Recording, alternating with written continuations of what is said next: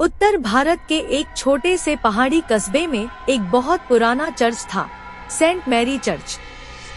लोग कहते थे कि रात के समय वहां से घंटियों की आवाज आती है, जबकि चर्च को सालों पहले बंद कर दिया गया था।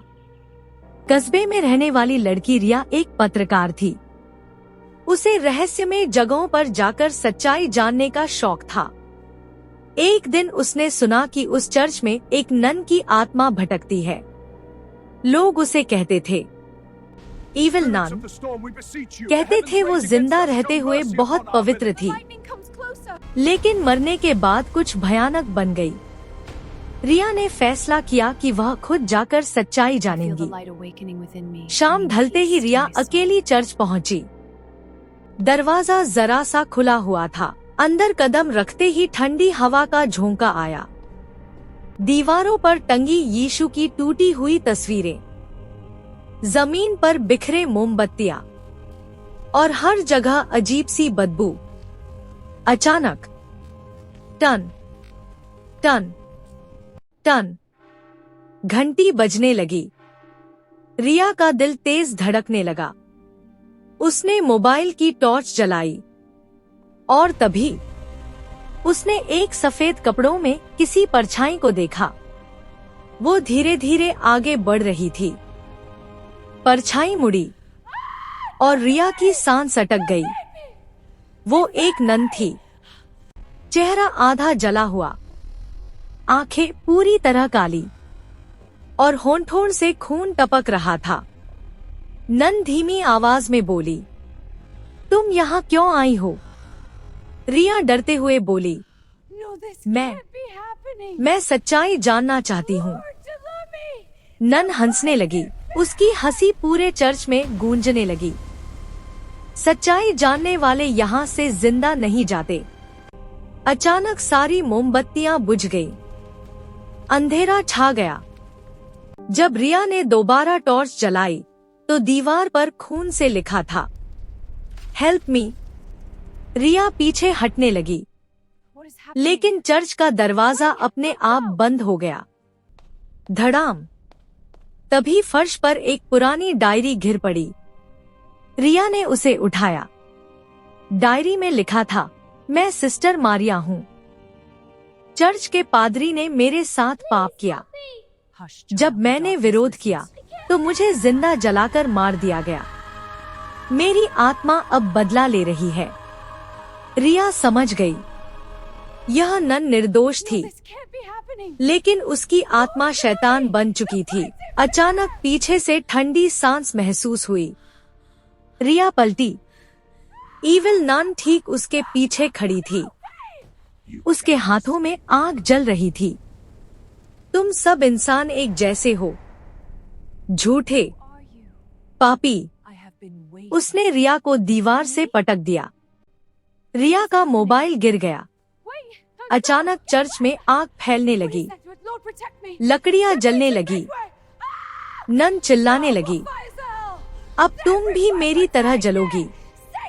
रिया रोते हुए बोली, तुम्हें शांति चाहिए, बदला नहीं। नन एक पल को रुक गई। रिया ने डायरी जमीन पर रख दी। तुम्हारी कहानी दुनिया को पता चलेगी। तुम्हें इंसाफ मिलेगा। नन की आंखों से काला धुआं निकलने लगा। वो दर्द में चीखने लगी। चर्च की दीवारें हिलने लगी। धीरे धीरे उसका चेहरा बदलने लगा। अब वह वही मासूम सिस्टर मारिया लग रही थी।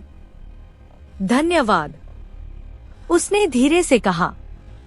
एक तेज रोशनी चमकी और नन गायब हो गई।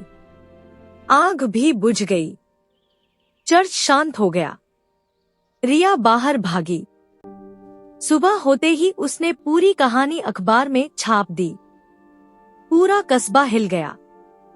चर्च को हमेशा के लिए बंद कर दिया गया। लेकिन कुछ रातों बाद एक बच्चा चर्च के पास खेलते हुए बोला, मम्मी, वो नन फिर से दिख रही है। माँ ने डरकर पूछा, कौन सी नन? बच्चा बोला, जिसकी आंखें काली हैं और जो रो रही है। दूर चर्च से फिर घंटी की आवाज आई, टन टन टन। रिया ने सोचा था सब खत्म हो गया है, लेकिन असली डर अब शुरू होने वाला था। उस रात रिया अपने घर सोने की कोशिश कर रही थी, लेकिन बार बार उसके कानों में वही आवाज गूंज रही थी, टन टन टन। चर्च की घंटी। अचानक उसकी खिड़की अपने आप खुल गई। तेज ठंडी हवा कमरे में भर गई। रिया ने कंबल ओढ़ लिया। तभी शीशे में उसने किसी परछाई को देखा। धीरे धीरे वह परछाई उसके पीछे आ रही थी। और तभी रिया, एक फुसफुसाती आवाज। रिया चीख कर मुड़ी, लेकिन वहाँ कोई नहीं था। सुबह रिया उठी तो उसके फर्श पर गीले पैरों के निशान थे, जैसे कोई रात में उसके कमरे में आया हो। निशान सीधे उसके बाथरूम तक जा रहे थे। जब उसने दरवाजा खोला, दीवार पर खून से लिखा था, तुम मुझे खत्म नहीं कर सकती। रिया का शरीर कांप गया। उसी दिन कस्बे में एक लड़की गायब हो गई। लोग कहने लगे वो आखिरी बार चर्च के पास दिखी थी। रिया समझ गई, इविल नन लौट आई है। शाम होते ही उसे एक अजीब सा मैसेज आया, अगर सच जानना है चर्च आओ। नंबर अननोन था, लेकिन भेजने वाला वही था, इविल नन। रिया डरते डरते चर्च पहुंची। इस बार चर्च का दरवाजा पूरा खुला था। अंदर सब कुछ पहले से ज्यादा टूटा हुआ था, लेकिन एक नई चीज थी। फर्श पर एक लोहे का दरवाजा, तहखाने का रास्ता। रिया ने जैसे ही उसे खोला, नीचे से भयानक चीखों की आवाज आई। वहां कई कंकाल पड़े थे, कुछ बच्चों के, कुछ औरतों के। दीवार पर लिखा था, सब मेरे साथ जलेंगे। रिया को समझ आ गया, सिस्टर मारिया अकेली नहीं मरी थी, उसने और भी लोगों को मारा था। इविल नन का असली चेहरा। अचानक पीछे से जोर की हंसी गूंजी, हा हा हा हा। धुआं उठा और उसी धुएं से इविल नन निकली, लेकिन अब वह और भयानक थी। उसका शरीर आधा जलता हुआ, आंखों से आग निकल रही थी। मैंने इंसाफ के लिए शुरुआत की थी, लेकिन अब मुझे खून चाहिए। उसने हाथ उठाया और तहखाने का दरवाजा अपने आप बंद हो गया। अचानक चारों तरफ से जलती हुई आत्माएं निकलने लगी। बच्चों की चीखें, औरतों का रोना, सब रिया की तरफ बढ़ने लगे। रिया जमीन पर गिर पड़ी, मुझे छोड़ दो। लेकिन आत्माएं चिल्लाईं, तुम भी दोषी हो, सब इंसान झूठे हैं। रिया ने अपनी जेब से छोटा सा क्रॉस निकाला, जो उसकी माँ ने दिया था। उसने पूरी ताकत से बोला, भगवान के नाम पर रुक जाओ। तेज रोशनी फैली, कुछ आत्माएं जलकर खत्म हो गई। इविल नन चीखने लगी, नहीं, लेकिन वह पूरी तरह खत्म नहीं हुई। इविल नन ने आखिरी बार कहा, यह तो बस शुरुआत है, मैं हर जगह फैलूंगी। तेज अंधेरा छा गया। रिया बेहोश हो गई। लोगों ने रिया को चर्च के बाहर पाया, लेकिन उसके बाल पूरी तरह सफेद हो चुके थे और उसकी आंखों में डर हमेशा के लिए बस चुका था। उसी रात कस्बे के दूसरे कोने में एक और पुराना चर्च अपने आप खुल गया और वहां से घंटी बजने लगी, टन टन टन। पिछली रात के बाद पूरा कस्बा डर के साए में जी रहा था। हर रात किसी न किसी घर से चीखों की आवाज आती, लोग गायब हो रहे थे और हर बार चर्च की घंटी बजती, टन टन टन। रिया अब पूरी तरह टूट चुकी थी, लेकिन उसने फैसला किया, अगर इसे रोकना है तो आज आखिरी बार सामना करना होगा। एक दिन एक बूढ़ा पुजारी रिया के पास आया। उसकी आंखें डर से भरी थी। उसने कहा, ईविल नन को रोका जा सकता है, लेकिन इसकी कीमत बहुत भारी होगी। रिया ने पूछा, कैसे? पुजारी बोला, उसकी आत्मा एक शैतानी शक्ति से जुड़ चुकी है। उसे खत्म करने के लिए उसी जगह जाना होगा जहां उसे जलाया गया था। रिया कांप उठी। वो जगह चर्च का पुराना तहखाना। रात के 12 बजे रिया हाथ में मोमबत्ती लेकर चर्च पहुंची। पूरा चर्च काले धुएं से भरा था। दीवारों से खून टपक रहा था। अचानक दरवाजे अपने आप बंद हो गए। धड़ाम, और फर्श के नीचे से किसी के नाखूनों की खरोंचने की आवाज आई। रिया जैसे ही नीचे उतरी, ताप इतनी तेज थी जैसे नरक खुल गया हो। चारों तरफ जलती हुई आत्माएं चिल्ला रही थी, हमें बचाओ, हमें जलाया गया। तभी सामने से भारी कदमों की आवाज आई। धप धप धप। धुएं के बीच से ईविल नन निकली। अब वह पहले से भी भयानक थी। उसका चेहरा पूरी तरह जला हुआ, हड्डियां बाहर दिख रही थी और आंखों से आग निकल रही थी। उसने दहाड़ते हुए कहा, अब कोई नहीं बचेगा। पुजारी की बात याद आई, एक आत्मा की शांति के लिए एक बलिदान जरूरी है। रिया समझ गई, अगर ईविल नन को खत्म करना है तो किसी को अपनी जान देनी होगी। वो रो पड़ी, अगर मेरी मौत से सब बच सकते हैं तो मैं तैयार हूँ। रिया ने जलती हुई आत्माओं के बीच खड़े होकर प्रार्थना शुरू की। तेज रोशनी फैली। ईविल नन चीखने लगी, रुको। लेकिन रिया रुकी नहीं। उसके शरीर से सफेद रोशनी निकलने लगी। पूरा तहखाना कांप उठा।